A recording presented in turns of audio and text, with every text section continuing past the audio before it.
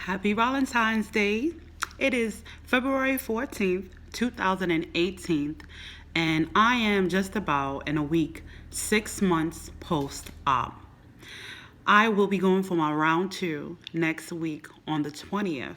I will be getting surgery on the 21st, on the 22nd, and I'm finally going to get that breast reduction. The last time I spoke to y'all was around my 25-year-old's birthday, so in the beginning of December. So it's been 2.5 months since then. After the holidays, I went up in weight to about 190. Let's just say 5. That pecan pie got to me. I didn't gain a lot of weight in my stomach, but I gained it in my face. I looked like a little gerbil. After the holidays, I recommitted to my keto diet, and I fasted for 3 days. I did the master cleanse, and then continued on my keto diet. And I within a week's time, I lost the 10 pounds that I gained. So today I stand at 185. The lowest I've been down was 182. When I came back from the DR, originally I was 174. The next week I was 185. So I don't know if it's a climate change or whatever. But I've been on a 1,200 calorie restricted diet, only keto qualified foods, and I've been stagnant for about a month. And this week I'm a bit frustrated, and I allow that to be my excuse to eat a couple of truffles. And last week I had my ice cream cone. So sometimes I do quit, but I get right back in there, and I will remain here. Sometimes your body just goes through a stagnation, and there's many reasons. I don't exactly know why. But I will continue living this lifestyle of a ketogenic diet, transitioning sometimes to a paleo diet. And every now and then I will incorporate the food of my choice. But it's a lifestyle for me. So without any further ado, let me let you know where I'm at.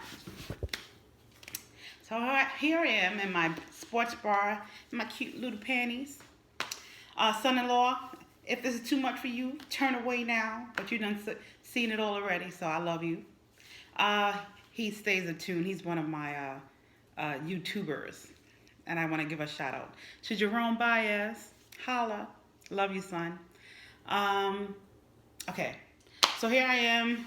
My stomach is bloated. I wear my faja, my girdle, during work hours. I do not wear it 24/7. A lot of people recommend that I do. I probably would have had a more cinched waist.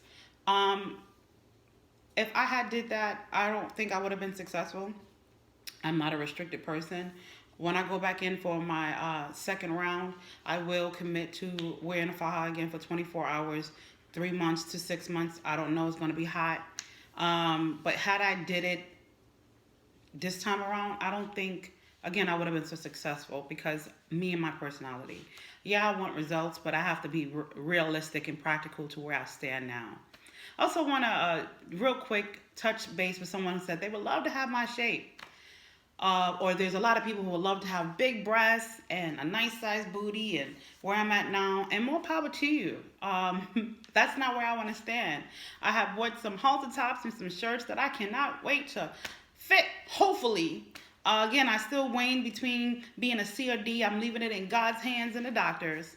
I don't see myself flat-breasted, but I don't want all this heavy tissue that weighs on me any longer.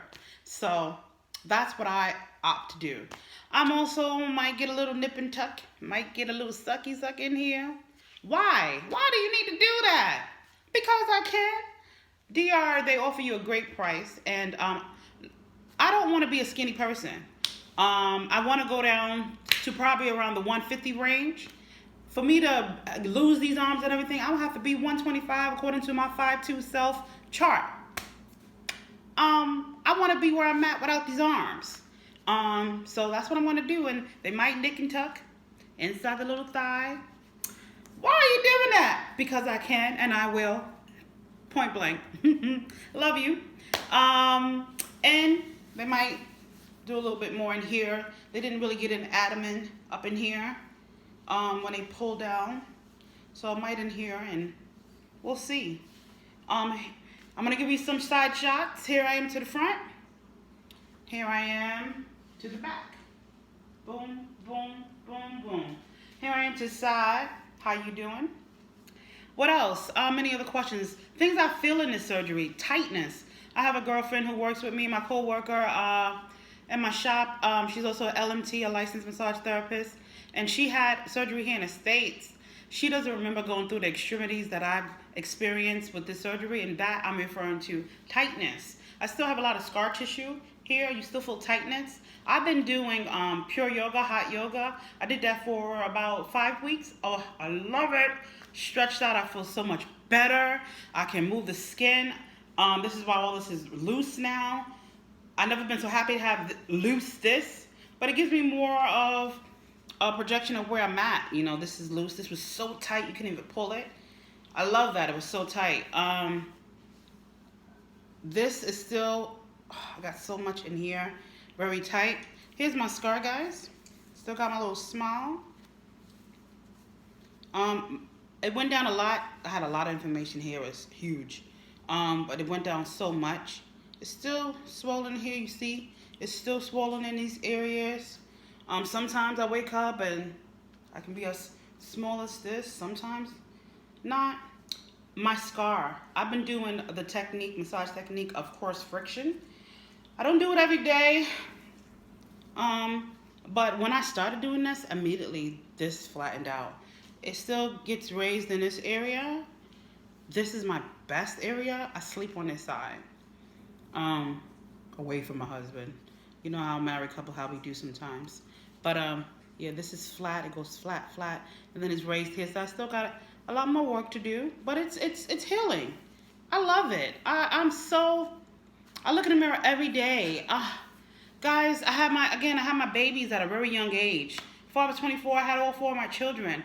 And then I let my body even go more than that, living an unhealthy lifestyle.